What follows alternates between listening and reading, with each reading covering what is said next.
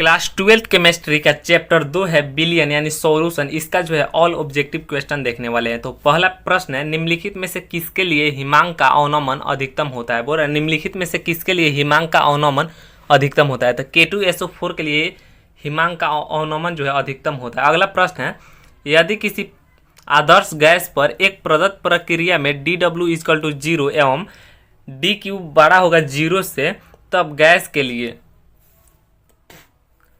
के लिए जो है तापक्रम घटेगा या आयतन बढ़ेगा। तापक्रम बढ़ेगा या दाब नियत रहेगा। तो इसमें जो है आयतन बढ़ेगा। क्या होगा? आयतन बढ़ेगा। बी ऑप्शन करेक्ट आंसर हो जाएगा। अगला प्रश्न देखिए, प्रश्न नंबर 3 है, निम्नलिखित में से कौन सा अनुसंख्यक गुणधर्म नहीं है। निम्नलिखित में से कौन सा अनुसंख्यक गुणधर्म नहीं है। तो प्रकाशीय जो क्रियाशीलता है यह अनुसंख्यक गुणधर्म नहीं है। प्रकाशीय क्रियाशीलता है यह अनुसंख्यक गुणधर्म नहीं है। बी ऑप्शन करेक्ट आंसर हो जाएगा। अगला प्रश्न देखिए, बोल रहा है 234.2 ग्राम चीनी के घोल में 34.2 ग्राम चीनी है। ठीक है, घोलों का मोलल सांद्रण क्या होगा। बोल रहा है घोलों का मोलल सांद्रण क्या होगा। तो घोलों का मोलल सांद्रण निकालने के लिए आपको फॉर्मूला लगाना पड़ेगा। हम डायरेक्ट आंसर बतलाते हैं, 0.5 होगा। कितना होगा? 0.5। बी ऑप्शन करेक्ट आंसर हो जाएगा। अगला प्रश्न देखिए, प्रश्न नंबर 5 है। 5 नंबर प्रश्न बोल रहा है 5% कैन शुगर अणुभार दिया है। अणुभार इसका दिया है 342। आइसोटोनिक है। 1% घोल X के साथ X का अणुभार कितना है।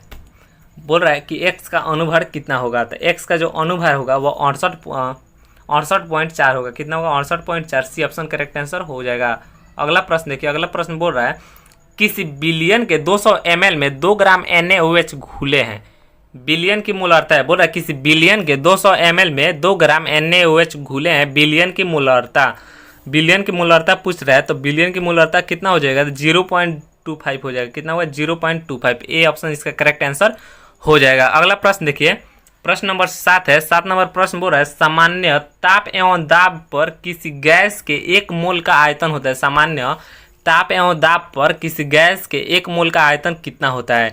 तो गैस के 1 मोल का आयतन जो है 22.4 लीटर होता है। कितना होता है? 22.4 लीटर। ए ऑप्शन इसका करेक्ट आंसर हो जाएगा। अगला प्रश्न देखिए, अगला बी ऑप्शन इसका करेक्ट आंसर हो जाएगा। अगला प्रश्न है, निम्नलिखित जलीय घोलों में किसका क्वथनांक अधिकतम होगा। निम्नलिखित गोलीय जलों में किसका क्वथनांक जो है अधिकतम होगा। किसका क्वथनांक अधिकतम होगा? तो जो है इसमें 1.0 MnA2SO4 1.0 MnA2SO4। बी ऑप्शन आपका करेक्ट आंसर हो जाएगा। अगला प्रश्न देखिए, अगला प्रश्न 9 नंबर है। एक घोल जिसका प्रसारण दाब 300 केल्विन पर 0.082 एक वायुमंडल है, इस घोल का सांद्रण क्या होगा। बोल रहा है कि एक घोल जिसका प्रसारण दाब 300 केल्विन पर 0.082 एक वायुमंडल है, इस घोल का सांद्रण क्या होगा। तो इस घोल का सांद्रण 0.033 m होगा। 0.033 m होगा। अगला प्रश्न है 0.1 m Ba ब्रैकेट में NO2 का होल ट्वाइस घोल का 1/2 गुणांक 2.74 है, तो विघटन स्तर होगा। तो विघटन स्तर क्या होगा? तो इसका विघटन स्तर जो है 87% होगा। बी ऑप्शन आपका करेक्ट आंसर हो जाएगा। अगला प्रश्न देखिए, अगला प्रश्न 11 नंबर है।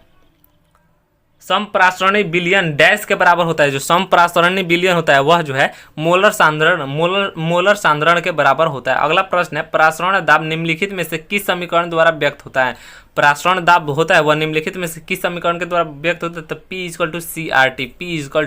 CRT। अगला प्रश्न देखिए, अगला प्रश्न बोल रहा है अर्धपरागम्य झिल्ली से परासरण क्रिया में निकल जाते हैं। अर्धपरागम्य झिल्ली से परासरण क्रिया में निकल जाते हैं तो विलायक के अणु क्या निकल जाते हैं? विलायक के अणु। बी ऑप्शन आपका करेक्ट आंसर हो जाएगा। अगला प्रश्न है, आदर्श विलयन का निम्न में से कौन सा गुण है। आदर्श विलयन का निम्न में से कौन सा गुण है। तो यह राउल्ट के नियम का पालन करता है। आदर्श विलयन जो है यह राउल्ट के नियम का पालन करता है। ये ऑप्शन इसका करेक्ट आंसर हो जाएगा। अगला प्रश्न देखिए, अगला प्रश्न 15 नंबर है।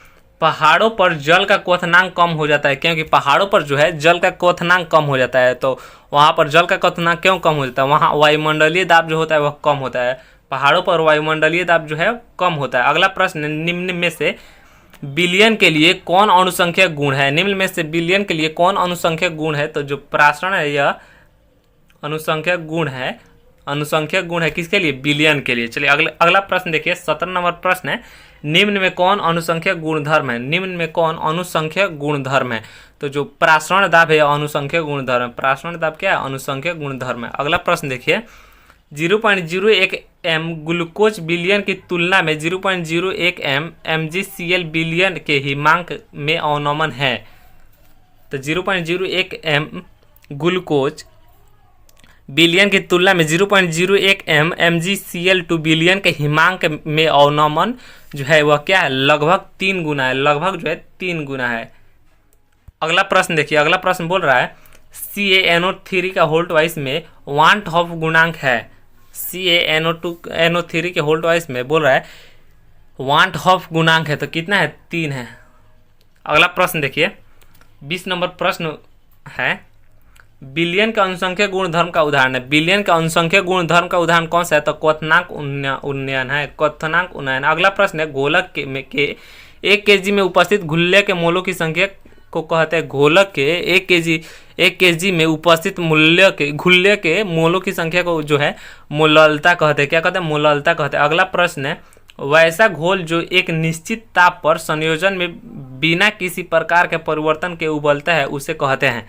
उसे जो है क्या कहा जाता है? तो उसे एजियोट्रॉपिक मिश्रण कहा जाता है। क्या कहा जाता है? एजियोट्रॉपिक मिश्रण। ये ऑप्शन आपका करेक्ट आंसर हो जाएगा। अगला प्रश्न देखिए, अगला प्रश्न है 23 नंबर, निम्नलिखित में से कौन आदर्श घोल नहीं है? बोल रहा है निम्नलिखित में से कौन आदर्श घोल नहीं है? तो क्लोरोफॉर्म और एसीटोन जो है, क्लोरोफॉर्म और एसीटोन यह जो है आदर्श घोल नहीं है। अगला प्रश्न है, यदि 18 ग्राम ग्लूकोज को 1000 ग्राम घोलक में घुलाया जाता है तो उस घोल को कहते हैं। बोल रहा है यदि 18 ग्राम ग्लूकोज को 1000 ग्राम घोलक में घुलाया जाता है तो उस घोल को क्या कहा जाता है? 0.1 मोलल कहा जाता है। 0.1 मोलल। अगला प्रश्न देखिए, 25 नंबर प्रश्न है, निम्नलिखित में से किसका क्वथनांक सबसे अधिक होता है? बोल रहा है निम्नलिखित में से किसका क्वथनांक सबसे अधिक होता है? तो जल में 1% सुक्रोज। जल में 1% सुक्रोज। बी ऑप्शन आपका करेक्ट आंसर हो जाएगा। अगला प्रश्न देखिए, बोल रहा है HCl एवं H2O के एजियोट्रॉपिक मिश्रण में रहता है। बोल रहा है HCl एवं H2O के एजियोट्रॉपिक मिश्रण में रहता है तो क्या रहता है? तो 20.2% HCl, 20.2% HCl रहता है। अगला प्रश्न देखिए, 27 नंबर प्रश्न बोल रहा है, किसी बिलियन के सांद्रण को व्यक्त करने का कौन सा तरीका तापक्रम पर निर्भर नहीं करता है? बोल रहा है किसी बिलियन के सांद्रण को व्यक्त करने का कौन सा तरीका तापक्रम पर निर्भर नहीं करता है? तो जो मोललता तरीका है, मोललता, यह जो है बिलियन के यह जो है तापक्रम पर निर्भर नहीं करता है। अगला प्रश्न है, निम्नलिखित में से कौन राउल्ट नियम से धनात्मक विचलन दर्शाता है? बोल रहे निम्नलिखित में से कौन राउल्ट नियम से धनात्मक विचलन दिखाता है? तो CHCl3 तथा CHCl3 तथा C2H5OH जो है राउल्ट के नियम से जो है धनात्मक विचलन दिखाता है। अगला प्रश्न है 29 नंबर, किसी बिलियन के प्रासरणी दाब को निम्नलिखित में से किस समीकरण के द्वारा व्यक्त किया जाता है? किसी बिलियन के प्रासरणी दाब को निम्नलिखित में से किस समीकरण द्वारा व्यक्त किया जाता है? तो pi by c equal to RT। B option आपका करेक्ट आंसर हो जाएगा।